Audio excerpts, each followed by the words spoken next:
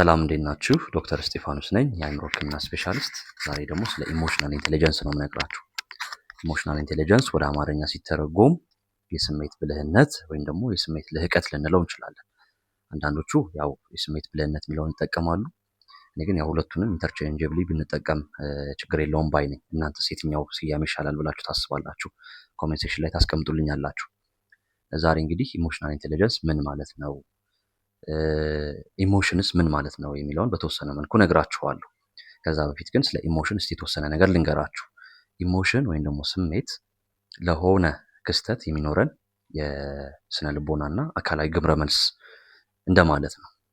ለምሳሌ አንድ የሚያስፈራ ነገር ሲያጋጥመን መፍራት ይኖርብናል አይደለ? ስንፈራ የፍርሃት ስሜቱ አለ፣ ውስጣችን የሚሰማን የኢሞሽናል ስቴቱ አለ። ከዛ ባሻገር ግን የፊዚዮሎጂካል ሪያክሽንም ይኖራል። ከፍርሃቱ ጋር ተያይዞ ልብ መምታት፣ ትንፋሽ ማጠር፣ መንቀጥቀጥ፣ ማዞር፣ ፌንት እስከማድረግ ድረስ ልንደርስ እንችላለን አይደል?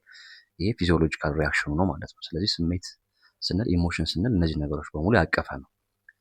ታዲያ የሰው ልጅ ያ ቤዚክ ኢሞሽንስ ተብሎ የሚጠሩ ኢሞሽኖች አሉት። እነዚህ እነማን ናቸው ካልን የተወሰኑትን ለማየት ሳድነስ ወይም ደግሞ የሀዘን ስሜት፣ ፊር የፍርሃት ስሜት፣ ሃፒነስ የደስታ ስሜት፣ ዲስከስት ይሄ የማንገሽገሽ ወይም ደግሞ የማስጠላት ልንለው እንችላለን። እንደዚህ አይነት ስሜት እና አንገር ወይም ደግሞ የንዴት ስሜትን እነዚህን ያጠቃልላል ማለት ነው፣ የቤዚክ ሂውማን ኢሞሽንስ የሚባሉት።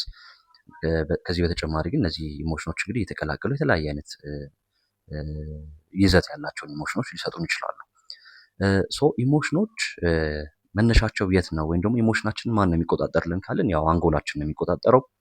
አንጎላችን ይሄ ኢሞሽናል ብሬን የሚባል ክፍል አለው፣ ሊምቢክ ሲስተም ማለት ነው። ይሄ ሊምቢክ ሲስተም እንግዲህ በብዙ ስትራክቸሮች የተዋቀረ ነው። ግን በዋናነት አሚግዳላ የምትባለዋ የአንበሳውን ድርሻ ትወስዳለች ማለት ነው። ስለዚህ አሚግዳላችን ስሜት እንዲኖረን፣ ነገሮችን ከስሜት አንጻር እንድንቃኝ፣ ለነገሮች የስሜት ግብረ መልስ እንዲኖረን ቁልፍ ሚና ትወጣለች ማለት ነው። ሌሎች ስትራክቸሮችም አሉ። ታዲያ እቺ አሚግዳላ እንደው በጉዳትም ሊሆን ይችላል ወይም ደግሞ በሰርጀሪ ብትወጣ የሰው ልጆች ስሜት አልባ ነው የሚሆኑት ማለት ነው።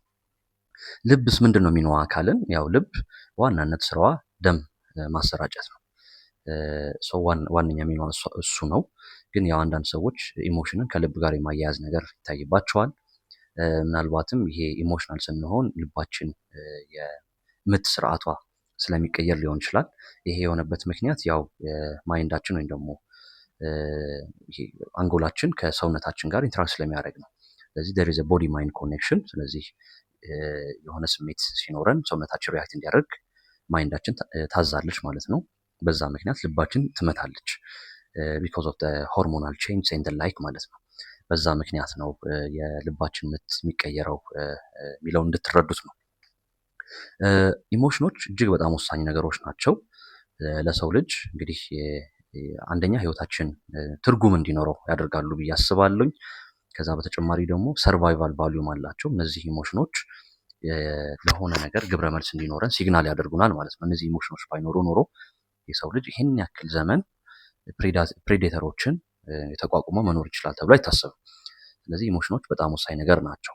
ወሳኝ ቢሆኑም ግን ከገደቡ ያለፈ ወይም ደግሞ ከገደብ በታች የሆነ ኢሞሽን ችግር ሊፈጥርብን ይችላል ማለት ነው።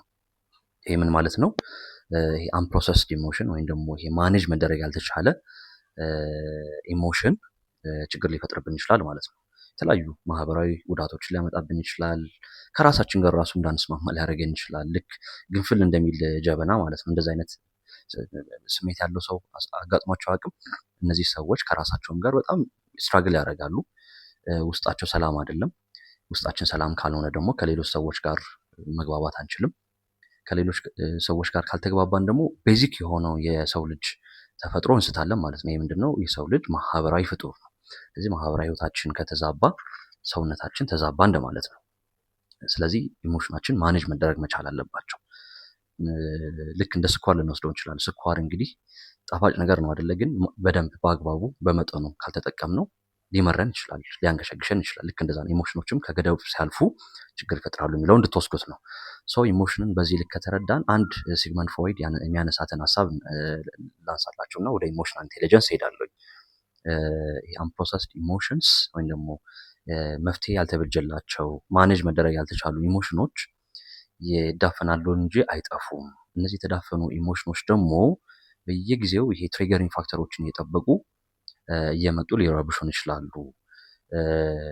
ቀጥታ እንኳን እነዛን ኢሞሽኖች ማኒፌስት ባናደርግም ግን በተለያዩ መልኩ በጣም አስጠሊታ በሆነ መልኩ እየመጡ ህይወታችንን ይበጠብጡታል። ስለዚህ ማኔጅ ማድረግ እና ፕሮሰስ ማድረግ በጣም አስፈላጊ ነው ይለናል። ሶ ኢሞሽንን ፕሮሰስ ማድረግ፣ ኢሞሽንን ማኔጅ ማድረግ ኢሞሽናል ኢንቴሊጀንስ ይባላል ማለት ነው።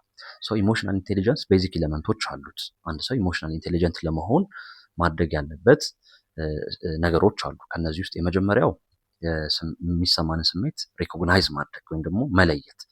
አንዳንድ ሰዎች የሚሰማቸውን ስሜት ላይለዩ ይችላሉ። እንደውም በስነ ልቦናው ይሄ አሌክሲቴሚያ የሚባል ነገር አለ። አሌክሲቴሚያ ማለት ምን እየተሰማቸው እንዳለ መለየት የማይችሉ ሰዎች ማለት ነው። ስለዚህ የሚሰማቸውን ስሜት በቃላት መግለጽ አይችሉም። በዛም ምክንያት ያው ይረበሻሉ። የመረበሽ ስሜቱ እንዳለ ይገነዘባሉ፣ ግን ምን አይነት ኢሞሽን የተሰማቸው እንዳለ አይረዱትም። እነዚህ ሰዎች በጣም ይቸገራሉ። ሶ ኢሞሽናችን ሪኮግናይዝ ማድረግ እጅግ በጣም ወሳኝ ነገር ነው። ስንናደድ ወይ እየተናደድኩ ነው፣ ስናዝን የሀዘን ስሜት ይሰማኝ ነው ብለን ቨርባላይዝ ማድረጉ በጣም ሂሊንግ ፓወር አለው። በነገራችን ላይ ሪኮግናይዝ ካደረግነው በኋላ ማኔጅ ማድረግ መቻል አለብን። ኢሞሽናችን ማኔጅ የምናደርግባቸው የተለያዩ ቴክኒኮች አሉ። እነሱን ቴክኒኮች እስቲ በቀጣይ ሰፋ አድርጌ ይዤላችሁ እቀርባለሁ። ማኔጅ ስናደርግ ማለት ነው፣ ኢሞሽናችን ማኔጅ ስናደርግ ሞቲቬትድ መሆን እንጀምራለን። በጣም ይሄ የመነቃቃት ስሜት ይሰማናል። በዚህ ምክንያት የሌሎችን ስሜት ራሱ ለመረዳት ይቻለናል ማለት ነው። የሌሎችን ስሜት መረዳት ስንችል ወይም ደግሞ ሜንታላይዝ ማድረግ ስንችል ወይም ደግሞ ይሄ ኢምፓቲ የምንለው ነገር አለ አይደል? እሱን ነገር ማዳበር ስንችል ማህበራዊ ህይወታችን በጣም የተስተካከለ ይሆናል ማለት ነው። ማህበራዊ ህይወታችን ሲስተካከል ሙሉ ህይወታችን ጥሩ እየሆነ ይሄዳል ማለት ነው። ስለዚህ ኢሞሽናል ኢንቴሊጀንስ እጅግ በጣም ወሳኝ ነው የሚባለው ከዚህ አንጻር ነው። እንደውም አንዳንዶቹ ከኢንቴሊጀንት ኩዌሽንት ከሚባለው ወይም ደግሞ አይኪው ከሚባለው በበለጠ ኢሞሽናል ኢንቴሊጀንስ ያስፈልገናል ይላሉ። እናንተስ ከአይኪው እና ከኢሞሽናል ኢንቴሊጀንስ የትኛው ይበልጣል ትላላችሁ? ሀሳብ አስተያየታችሁን ኮሜንት ሴክሽን ላይ አስቀምጡልኝ። አመሰግናለሁ።